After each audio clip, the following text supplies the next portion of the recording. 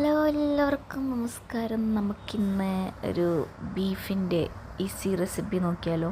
അപ്പോൾ നല്ല കഴുകി വൃത്തിയാക്കിയ ബീഫ് ഉണ്ട് കേട്ടോ. ഇത് ഇന്ത്യൻ ബീഫാണ്. അതിനകത്ത് നമ്മളിത് മറ്റേ ഉണക്കമുളകും എന്തുവാ പെരിഞ്ചീരകവും എല്ലാം അത് രണ്ടും പൊടിച്ചത് ചേർക്കാം. പിന്നെ ഇപ്പുറത്ത് ഞാൻ ഇഞ്ചി, വെളുത്തുള്ളി, പച്ചമുളക്, കുറച്ച് കുഞ്ഞുള്ളിയും കൂടി ചതച്ച് വെച്ചിട്ടുണ്ട്. അതും കൂടി ഇതിനകത്ത് ചേർക്കുക കേട്ടോ. അതിന് ശേഷം അതിലിച്ചിരി ബാക്കി മാറ്റി വയ്ക്കുന്നുണ്ട്. നമുക്കിത് വെന്തതിന് ശേഷം വേറൊരു പരിപാടിയുണ്ട്. പിന്നെ ഞാൻ ഇവിടെ ദുബായിലൊക്കെ നെല്ലറയുടെ ബീഫ് എന്താ പറയുക, ഫ്രൈഡ് ഇതാട്ടോ, മസാലപ്പൊടിയാട്ടോ ചേർക്കുന്ന. ആവശ്യത്തിന് ഉപ്പും ചേർക്കുക. എല്ലാം നിങ്ങളുടെ പാകത്തിനനുസരിച്ച്. ഞാനിവിടെ 1/2 കിലോ ബീഫാട്ടോ എടുത്തിട്ടുള്ളത്. എല്ല് കുറച്ച് കുറവാണ്. ഞാൻ കഷ്ണമായിട്ടാട്ടോ മേടിച്ചേക്കുന്നത്. നല്ല ഇതാക്കി മിക്സ് ചെയ്തതിന് ശേഷം നമ്മൾ കുക്കറിൽ വിസിലിട്ടിട്ട് നമ്മൾ വിസിലേക്കാൻ പറ്റും. അത് ഓരോരുത്തരുടെ കുക്കറിൻ്റെ സൈസ്, ബീഫിൻ്റെ വേവ് അതിനനുസരിച്ചൊക്കെ ആയിരിക്കും കേട്ടോ. ഞാനൊരു 12 വിസിലൊക്കെ വെച്ചായിരുന്നേ.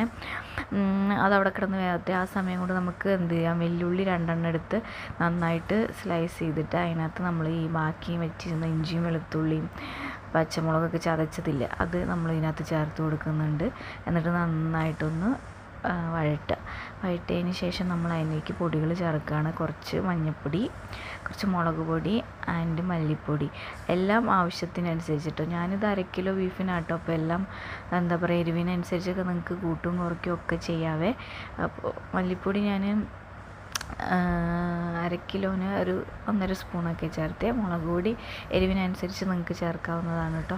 അപ്പോൾ എല്ലാം നന്നായിട്ട് ചേർത്തിട്ട് നന്നായിട്ടൊന്ന് വഴണ്ട് വരുന്നതിന് സമയത്ത് നമ്മൾ എന്ത് ചെയ്യുക, നമ്മൾ വേവിച്ച് വെച്ച ബീഫ്, ഞാൻ ബീഫിനകത്ത് വെള്ളമൊന്നും ചേർത്തില്ലായിരുന്നു കേട്ടോ. അതിനകത്തുള്ള വെള്ളത്തിൽ തന്നെ വെന്തതാണ്. എന്നിട്ട് എന്ത് ചെയ്യുക, നന്നായിട്ട് എല്ലാം കൂടി ഒന്ന് യോജിപ്പിച്ചതിന് ശേഷം നമ്മളിത് ഡ്രൈ ആക്കി എടുക്കുകയാണ് കേട്ടോ വേണ്ടത്. അപ്പോൾ അവിടെ കിടന്ന് ഒരു 10-15 മിനിറ്റ് ആകുമ്പോഴേക്കും അതിലിതെല്ലാം വറ്റി, കുറച്ച് വെള്ളമെല്ലാം വറ്റി ഡ്രൈ ആയി കിട്ടും. അതിന് ശേഷം ഞാനിതിനകത്ത് കുരുമുളക് ഇടുന്നുണ്ട്. കുരുമുളക് പൊടി അത് ഞാൻ ഇതിനകത്ത് എടുക്കാൻ വിട്ടുപോയി. കുരുമുളക് പൊടിയും കൂടി ഇടുന്നുണ്ട് കേട്ടോ. അങ്ങനെ കുരുമുളക് പൊടി ഇട്ട് നന്നായിട്ട് ഡ്രൈ ആക്കി അങ്ങ് വറ്റിച്ച് ഇങ്ങനെ ഡ്രൈ ആക്കി എടുക്കുമ്പോൾ സംഭവം ഓൾമോസ്റ്റ് റെഡിയായി. പിന്നെ കണ്ടോ, നല്ല അടിപൊളി ബീഫ് ഡ്രൈ റോസ്റ്റ് റെഡി ആയിട്ടോ. പെട്ടെന്ന് തന്നെ ഉണ്ടാക്കാം. അപ്പോൾ നല്ല ടേസ്റ്റാണ്. പിന്നെ കുറച്ച് കൊത്തമല്ലിയും കൂടി